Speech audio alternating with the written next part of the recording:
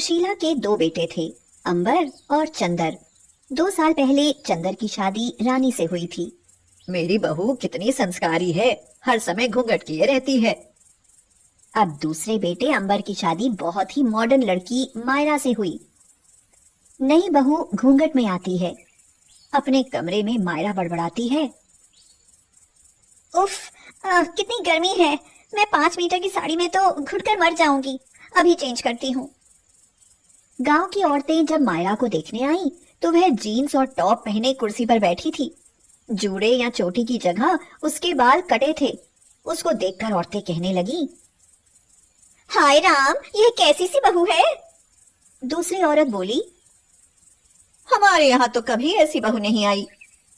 तीसरी औरत ने कहा, राम राम सुशीला, यह तुम्हारी बहू कैसी है, इसने तो तुम्हारी नाक कटवा दी। सुशीला यह सब देखकर बहुत नाराज थी। बहू, रानी को देखकर कुछ सीख लो। तुमने तो सबके सामने मुझे मुंह दिखाने के काबिल नहीं छोड़ा। हाँ। उसकी दूसरी बहू रानी मायरा से ईर्ष्या करने लगी, क्योंकि वह सुंदर भी थी और पढ़ी लिखी भी थी। रानी मायरा को नीचा दिखाने के मौके ढूंढने लगी। बहू मायरा, आज बहू भोज की दावत है, खाना बनाने के लिए तैयार हो जाओ। यह क्या होता है मम्मी? हे भगवान, कैसी बेवकूफ बहू हो तुम। अरे, इस दावत में बहू खाना बनाती है और सभी लोग खाते हैं। खाना खाकर लोग बहू को नेक उपहार देते हैं। अच्छा मम्मी।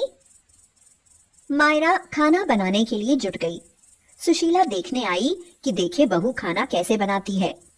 मायरा ने एक टेबल पर लैपटॉप सामने रखा था। वह हर डिश की रेसिपी देखकर सामान इकट्ठा कर रही थी और उसी के अनुसार बना रही थी। हे भगवान, यह लैपटॉप से देखकर खाना बनाएगी, तब तो यह हमारी नाक कटवा देगी। देखना आज इसकी कैसी हंसी उड़ेगी। मायरा ने 12 बजे तक सारी सब्जियां बना ली। खीर, पुआ, हलवा भी बन चुका था। बस अब कचौड़ी ही निकलनी बाकी थी। रानी अपने कमरे में बेड पर पड़ी पड़ी ईर्ष्या में फूकी जा रही थी और बड़बड़ा रही थी, देखो, आज ऐसा काम करती हूँ कि अब इसकी बदनामी हो जाएगी। सब कहेंगे कि ये तो पागल है, पागल। रानी ने मायरा से कहा, मायरा, 1 कप चाय बना देना। मायरा चाय बनाकर सबको देने गई। इतनी देर में रानी ने जल्दी से किचन में जाकर एक मुट्ठी नमक और मिर्च सभी सब्जियों में झोंक दिया। इसके बाद वह खुश होकर अपने बेड पर बैठ गई और बोली, अब मजा आएगा। जब सब खाना खाएंगे फिर तो मायरा की वसीयत होगी। सुशीला ने कहा, बहू लाओ, पहले मैं सब्जी चक्कर देख लूं, नहीं तो बाद में पता चले कि कोई कमी है। सब्जी चखते ही उसका तो मुंह जलने लगा और उसके मुंह का स्वाद भी खराब हो गया, क्योंकि नमक और मिर्च दोनों ही बहुत ज्यादा थे। सुशीला बहुत नाराज हो रही थी और कह रही थी, मैं जानती थी कि तुम ऐसा ही करोगी। सुशीला ने मायरा को बहुत डांटा।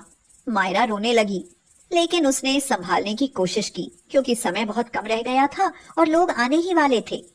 उसने तुरंत ही लैपटॉप में सर्च किया, सब्जी में ज्यादा नमक पड़ जाने पर क्या करें। मायरा बोली, अब मैं इन सब्जियों को और टेस्टी बनाती हूँ। उन सब्जियों में उसने आटे की छोटी छोटी पूड़ियों जैसी गोलियां बनाकर डाली, बटर मलाई डाली, थोड़ा टमाटर, थोड़ा नींबू, थोड़ा घी डाला।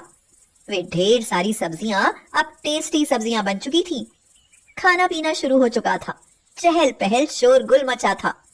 खाने पीने की सभी प्रशंसा कर रहे थे।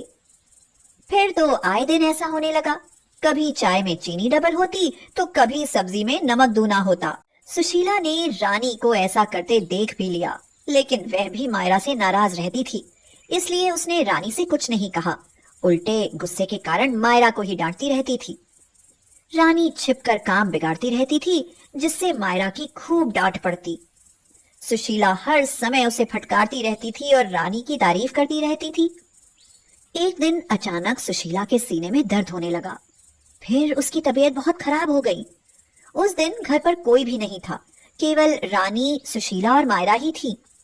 मायरा ने देर नहीं की, उसने फौरन हॉस्पिटल में परिचित डॉक्टर को फोन किया और बोली, हेलो डॉक्टर साहब, मेरी मम्मी की तबीयत बहुत खराब है, उनके सीने में तेज दर्द है। ये तो अटैक का लक्षण हो सकता है। देरी होने पर उनकी जान भी जा सकती है। आप फौरन हॉस्पिटल में ले आइए। देखिए, मैं अभी नहीं आ सकता, मैं जरा एक केस में उलझा हुआ हूँ। मायरा ने कहा, ओके, मैं लाती हूँ। मैं क्या करूँ, यहाँ तो कोई सवारी भी अभी नहीं मिलेगी। हाँ, वह बाइक खड़ी है, मैं तो बाइक रेस की चैंपियन हूँ। मायरा ने देर नहीं की, अंबर की बाइक खड़ी थी। मायरा बोली, मम्मी जी, आप बाइक पर बैठ सकती हैं क्या? आपको हॉस्पिटल ले चलती हूँ अभी, आप परेशान मत होइए मम्मी जी। उसने सुशीला को बाइक पर बिठाया और जल्दी से हॉस्पिटल ले जाकर एडमिट करा दिया। तुम इन्हें समय पर ले आई, वरना इनकी जान को खतरा हो सकता था। 2-3 दिन एडमिट रहने के बाद सुशीला डिस्चार्ज होकर घर आ गई। मायरा ने उनकी खूब सेवा की। इस बीच में चालाक रानी बहाना बनाकर अपने मायके चली गई, जिससे उसे कुछ करना न पड़े। बिस्तर पर पड़े पड़े सुशीला अकेलापन महसूस करती तो मायरा उसे अपने स्मार्टफोन से भजन कहानियां सुनाती।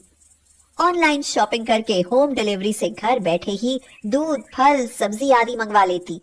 डॉक्टर के यहाँ से चेकअप और दवाएं आदि भी वही करवाती रहती थी, जिससे अंबर और चंदर किसी को भी छुट्टी नहीं करनी पड़ी।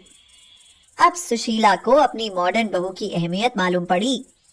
सुशीला बोली, मायरा बेटी, तुमने मेरी जान बचाई।